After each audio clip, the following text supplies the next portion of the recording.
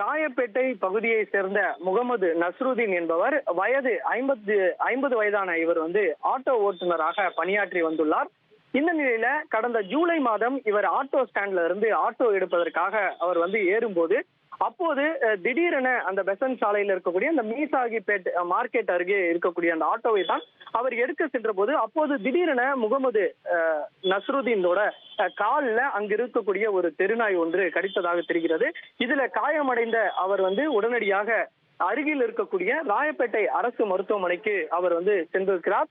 அப்போது அவருக்கு ஊசி செலுத்திவிட்டு அவர் நல்லபடியாக வீட்டிற்கு திரும்பி இருக்கிறார்.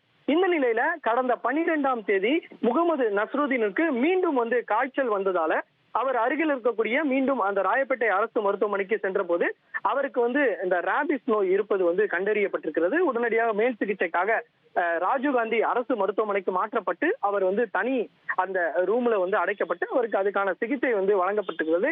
குறிப்பாக அவருக்கு அடுத்தடுத்து பல்வேறு சிம்டம்ஸ் வந்தபடியே இருக்கிறது. முதலாவதாக அவர் தண்ணீர் குடிக்க விடாமலும் அதன் பின்பாக உணவு அருந்த முடியாமலும் என அடுத்தடுத்து பல்வேறு சிம்டம்ஸ்கள் அவருக்கு இந்த ராபிஸ் நோயால் வந்த நிலையில அவர் நேற்று மதியம் சிகிச்சை பலனின்றி உயிரிழந்திருக்கிறார். இது தொடர்பாக அவரது உடலானது அந்த ராயப்பேட்டில் இருக்கக்கூடிய ஒரு மயானத்துல அவர் உடலானது நல்லடக்கம் செய்யப்பட்டது. இந்த சம்பவம் தொடர்பாக போலீசார் ஐசோஸ் போலீசார் வழக்கு பதிவு செய்து விசாரணை மேற்கொண்டு வருகிறார்கள். இது தொடர்பாக அவரது மகன் பல்வேறு குற்றச்சாட்டுகளை முன்வைக்கிறார்.